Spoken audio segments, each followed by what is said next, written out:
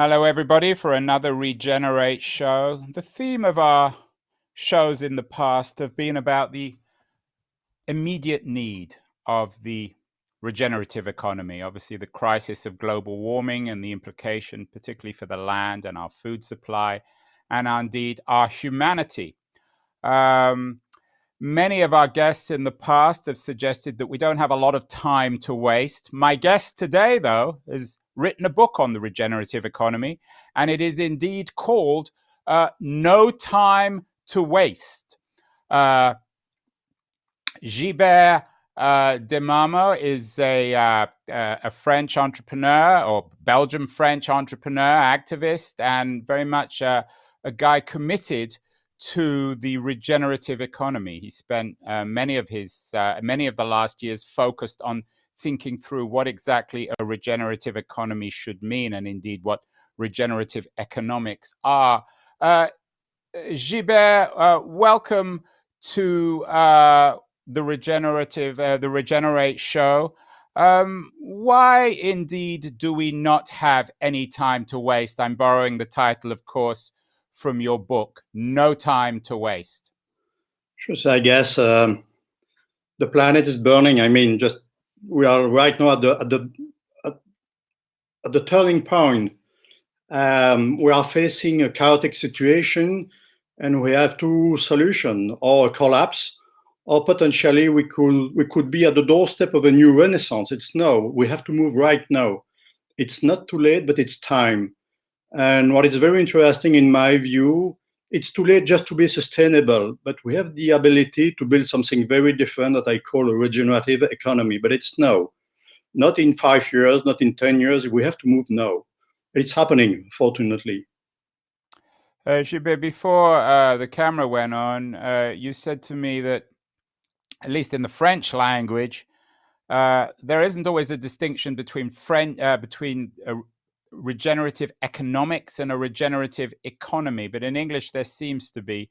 Perhaps you might distinguish these two words. What in your mind does a regenerative economy and indeed regenerative economics actually mean? Just the difference could be that regenerative economy should be more macroscopic. It's about the science of regenerative economy. What does it mean exactly? And I will explain that in a few minutes. And maybe regenerative economics could be more, what are the key success factor in terms of management to help a company to go in that direction and to become change makers and actors of this movement of regenerative economy. So in my view, one is more macro, at the macro level, and the other one is more on the field. How do you behave, how do you act, and how you manage your business. Guibert, as you suggested at the beginning, you are also a consultant, a business consultant. Is the future of the world, and particularly of the regenerative economy, is it in the hands of corporations? Is it really a corporate rather than a governmental responsibility to build a regenerative economy?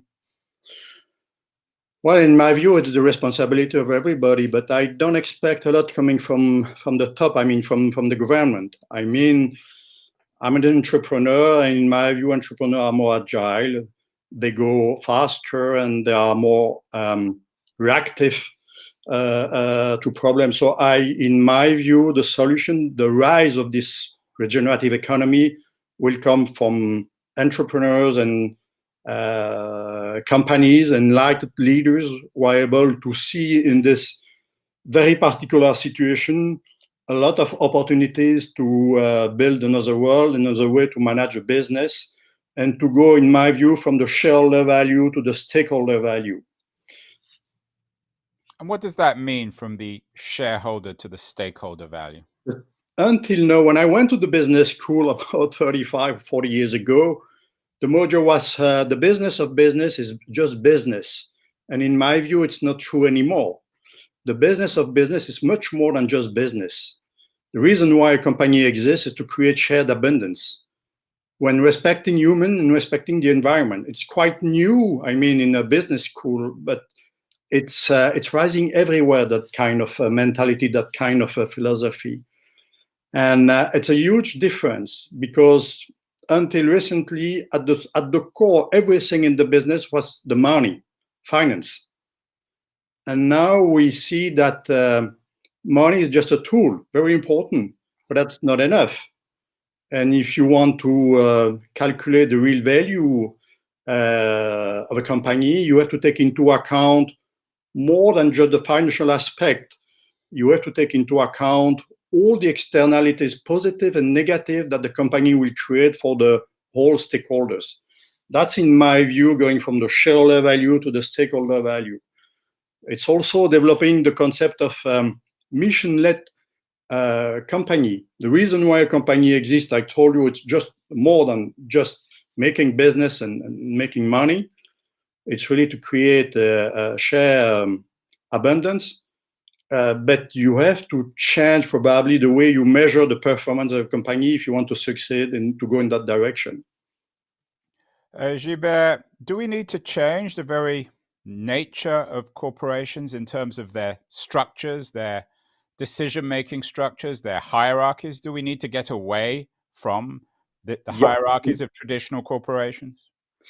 You know, it's one of the key issues if you want to become an actor of this new economy. You have to, I hope, to become a mission-led companies, but you have also to develop another kind of organization. In order to be more agile, you have to develop organization based or inspired by nature, more symbiotic. In my career, about 15 years ago, I've been very influenced and inspired by a woman called Janine Benyus. She is at the origin of the concept of biomimicry. I met her in 2008 at the TED Global in Oxford, and for me, it was a kind of revelation. And since then, everything I'm looking at, I always look at things with the eyes of the glass of the nature. Nature has the possibility to provide all the solution to develop more sustainable and harmonious process. And it's, in my view, it's the same. In my view, it's really the same for an organization. If you stay in something very hierarchical, you will lose agility and you will lose, of course, flexibility. So you have to go from something very hierarchical, such as a pyramid, to something much more symbiotic, inspired by nature. And it's happening. I don't know if you know a guy called Frédéric Laloux. Yes, absolutely. And Frédéric Laloux has indeed been on our show. He some of these ideas are actually derived, of course, from Laloux. I know you and Laloux have been quite big influences on each other. Absolutely. We are close friends, Frédéric and myself, and we work together on specific aspects. And really, it goes hands to hand. If you want to develop a mission-led, if you want to be part of this movement of regenerative economy, you have to reinvent the organization. And Frédéric considered an organization as a living organism, respecting the same laws. The nature and the living organism is exactly the same. And when you do that, actually, you're much more efficient and agile. Yeah, Laloux has, of course, been for our regular viewers. Laloux has been one of our more influential interviews. We've also talked to a lot of other people about this crossover between organization and nature. Isabella Tree, who reinvented her farm in southern England to focus on rewilding. Joel Salatin, the regenerative farmer on the east coast of the United States. Mimi Castile, the regenerative farmer on the west coast. How does your theories connect with nature itself and the soil, Guibert? That's a very good question. In my view, for example, a regenerative economy, it's an economy based on 4 different pillars. It's what I call a global economy. You must be connected to the global world, just to learn from the other and to share the learning curve and the experience.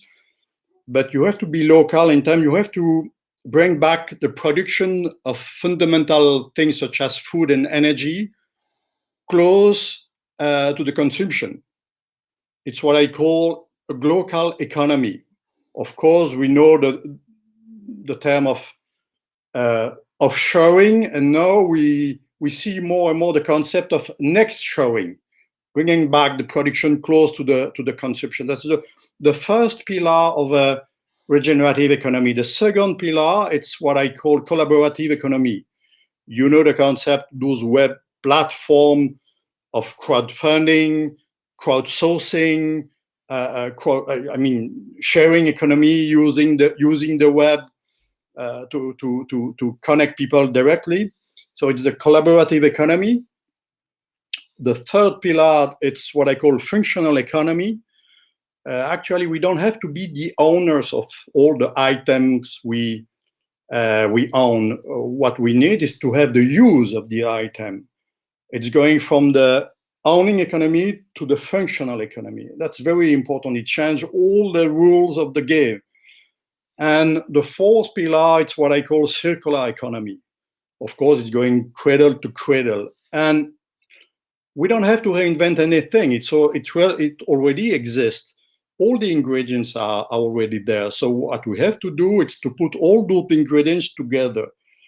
And the connection with nature is the following. When you look at this, a local economy, a collaborative economy, a functional economy, and a circular economy, it's exactly the way nature works. Nature is local, by definition. Nature is local. It's local, but connected to the universe. Nature is collaborative. Trees need much room to grow. And nature is functional. It's not a question of ownership in the nature.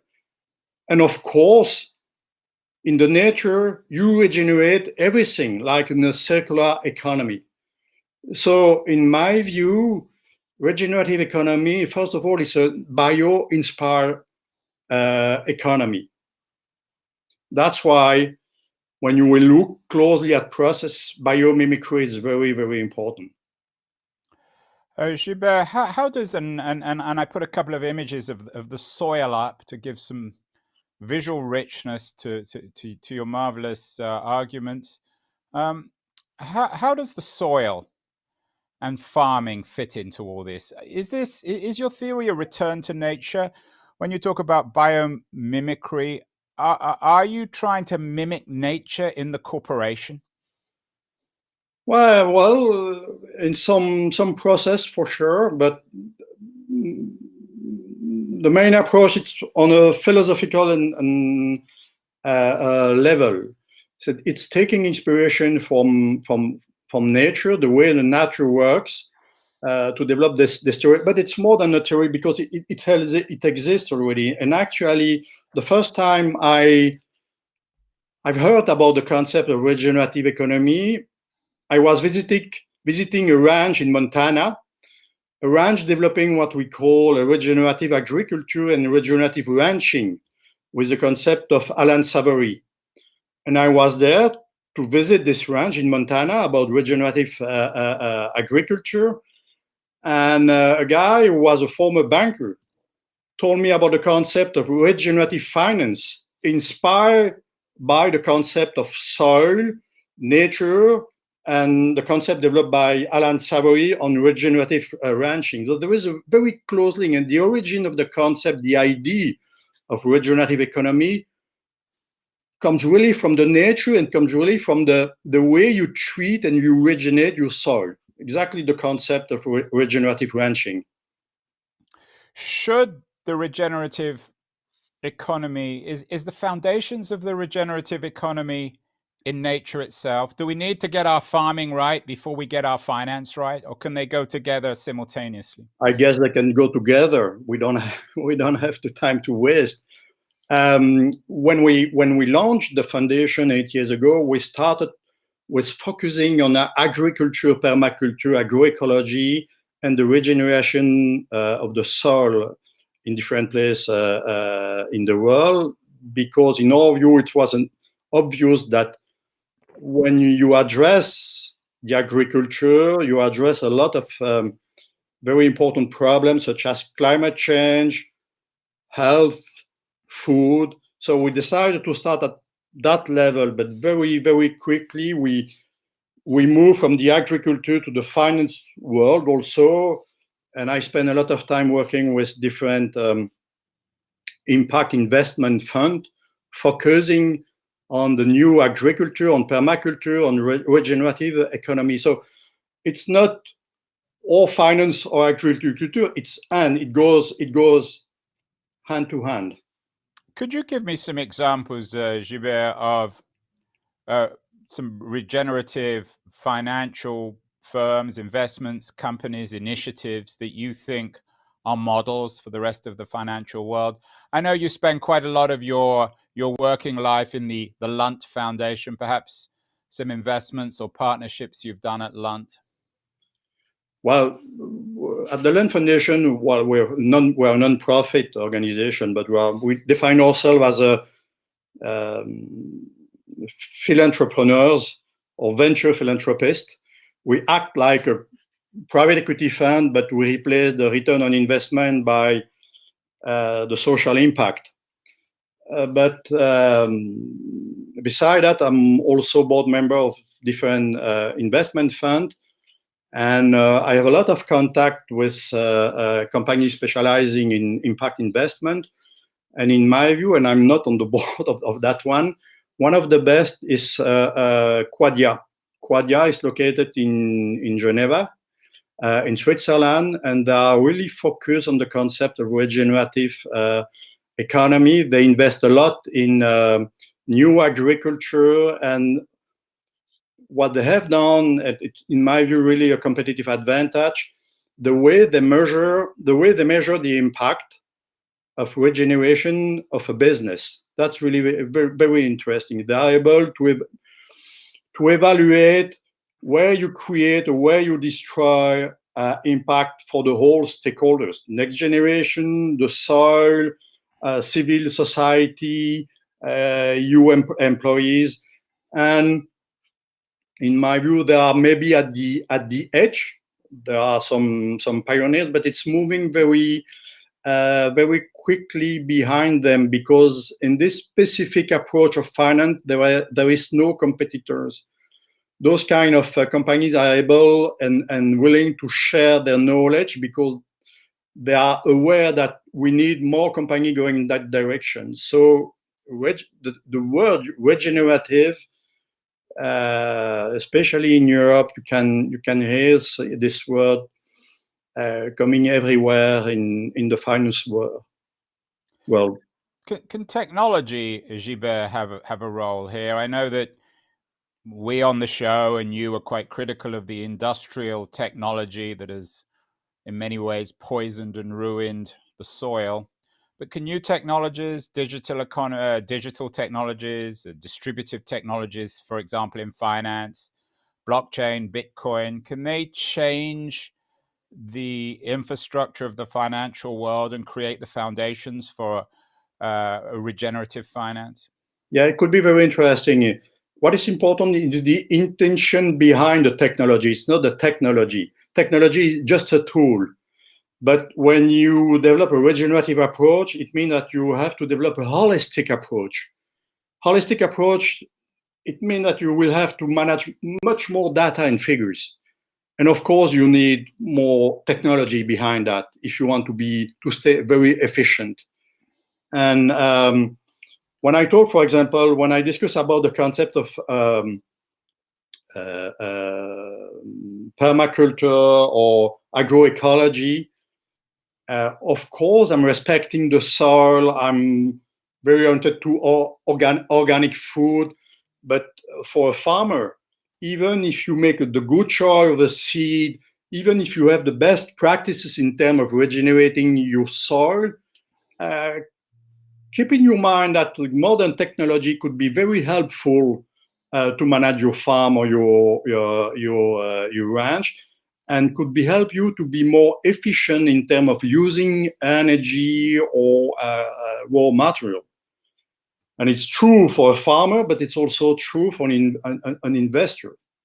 So in my view, I don't oppose both of them. We have to take the best of the two worlds, but what really matters is the intention, the purity of your intention behind the use of technology. The intentions then are everything. One guy we've had on the show with, I think, very profound intentions, good profound intentions, like yourself, is the MIT philosopher Otto Scharmer. Scharmer, like you and Frederic Laloux, is really thinking through the regenerative economy. He argued on the show that we have three collective blind spots: soil, which we've talked about, consciousness, and democracy. I wonder, Guibert, if you might say something about the role of democracy and consciousness in the regenerative economy. That's at the core, actually. I spent 6 years now on the concept of regenerative economy. I've been a teacher at the business school in Europe. I guess I gave lecture on 4 continents about the concept, and I'm evolving quite quickly right now because, in my view, we have all the solution to solve the biggest problem of this world. The key issue is a level of consciousness. We can really go very, very quickly, very fast to extend the concept of regenerative economy everywhere. The key issue is really the consciousness. And that's the first point. And the second point, more important than regenerative economy right now, what we need a new narrative. We have the solution. We can promote regenerative economy that respect people, environment, creating shared abundance. We can develop new democracy based on another constitution, because in my view, I think that countries such as France or United States have a problem with their constitution, that they should change the constitution in order to develop a better democracy. Everything exists, but what we need now, it's really to develop a new narrative. And in my view, a new narrative, it's how do we build what I call an integral world, ideal world, integral world with 3 main objectives: respect for the common good, access to dignity for everybody, and consciousness of interdependence also for everybody. That's the global direction. To support this integral world, we need, of course, economic. It's the regenerative economy. We need another way to manage our democracy. Solutions do exist. We need maybe a more participative and direct democracy inspired by countries such as Switzerland and Scandinavia. But at the root of this integral society with new democracy, with new regenerative economy, we need more, I should say, enlightened people. I call them men. It's men and women, inspired and inspiring leaders. And what does it mean to be inspired and to be inspiring? If you want to be the server of this new world, it's being able to answer to the fundamental question: who am I really? What do I do on this planet? And what are the values I want to follow? And I will always try to align who I am deeply with what I'm doing every day. And it's maybe the most important thing. And in my view, democracy, it means another governance, and consciousness are really the key issue to develop this integral society and to develop this regenerative economy. Guibert, on one of your web pages, you were asked your 10 favorite words. You choose biomimicry, but you also add harmony, serenity, holism, oneness, soul. You're clearly a very soulful person. Is this something you've learned in your life? I know you've had some ups and downs when it comes to your health. How much of the wisdom that you've learned in your life about biomimicry and oneness and soulfulness, how much of this needs to be learned in you say we need a new narrative, but in the narrative of one's life rather than in a formal classroom? Well, for sure, I've been inspired by or influenced in what I'm doing today, trying to spread the word about regenerative economy, integral society, unity. I've been influenced by a personal accident. About 25 years ago, I was a young CEO, a young business leader managing a quite successful company. And I've been diagnosed with a very severe disease that almost killed me at that time. And when rebuilding my physical, I spent a lot of time in nature, just walking, climbing the mountain, running, just to reinforce my physical. And I did succeed, but the thing is, spending so much time in the nature just to heal myself, I reconnect with another, I should say, something higher than myself. And I discovered at that time that when you spend a lot of time in consciousness in nature, you connect to something very different. You see the world with other eyes, and actually you succeed to reconnect with what I call supraconscience. Supraconscience is maybe your higher self, and it's easier at that time to answer the fundamental question, who am I?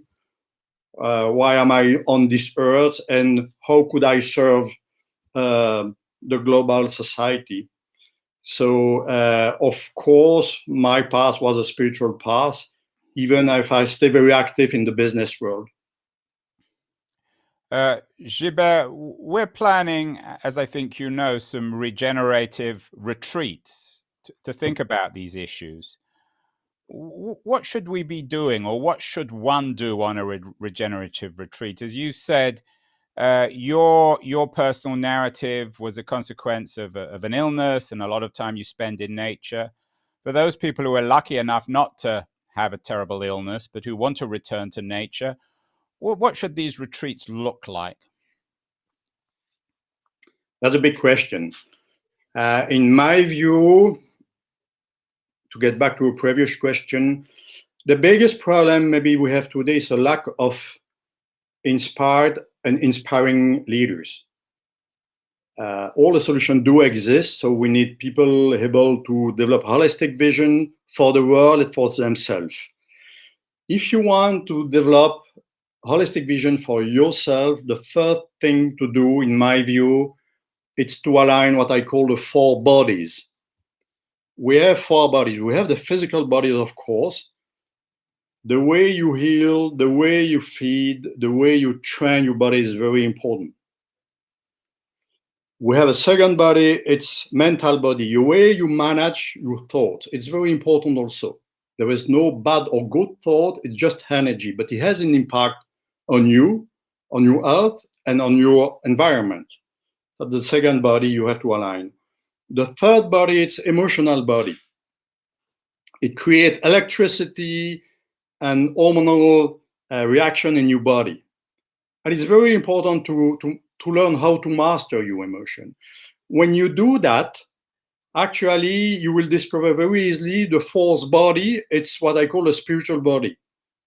Finding for yourself, by yourself, who you are really, and why are you on this planet. So to answer your question, in a retreat, in my view, you should help the leaders, the people coming to the retreat, to be able to answer for themselves to the fundamental question, who am I really? What are my deepest values? And how could I transport my values and who am I with what am I doing in my business? And it's with very simple tools such as open conversation, meditation, contact with nature, breathing. You have a lot of tools depending of the person, but first retreat, it's to define, before defining a global vision, you have to define a vision for yourself, in my view. And in my view, also, the global ecology is the sum of all the personal ecology. So the key issue is really to work on that very specific aspect. Is it possible to think about the regenerative economy and regenerative economics without being spiritual? It's easier. It's easier to think about regenerative economic when you open your mind to spirituality, because when you align those four bodies, when you connect to your higher self, to respect earth, nature, soil, people, it's not an obligation, it's not a duty, it's just normal. And driving your company to be a kind of change makers, willing to serve the world and also serve the shareholder, I have no problem with that. It's just normal. As soon as you are able to develop a holistic vision for yourself and for the world. So spirituality is a very powerful tool. It's going to be easier if you're able to align those bodies and to connect with your spirituality, in my view. Guibert, as you wrote in your book, there is no time to waste. In your Rise of Regenerative Economy book, as many demonstrators have reminded us, there's no planet B. Finally, what needs to be done in the very short term to begin to build a regenerative economy? What can be done, shall we say, in the next 2 to 5 years by people watching this show that's doable, that doesn't require profound structural change? So in my view, if you build the foundations for this new change, if you're able interest in the concept of regenerative economy, try to get more information about that and connect with the community. I know that there are big communities of leaders willing to go in that direction, especially the leaders who are already connecting with the big corporation movement, because it's part of the regenerative economy. So if you want to become part of this movement, try to get more information and then connect with those communities. It's very important. And then start to analyze where you could start a new process with your own business. Gather your people, have an open discussion about that, and you will see that you will identify very quickly quick wins if you want to go in that direction, and you will create new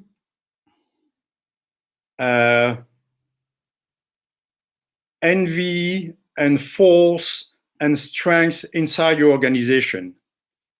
Because at every level of the organization, there are people expecting this new regenerative economy, because it's just common sense. Well, your analysis, Guibert Del Marmol, is certainly common sense. I want to thank you so much for appearing on Regenerate. It's been a pleasure and an honor. And I hope when we do some of our retreats next year in the post-COVID world, you'll be able to participate. I will. Thank you very much, Andrew. It was my pleasure.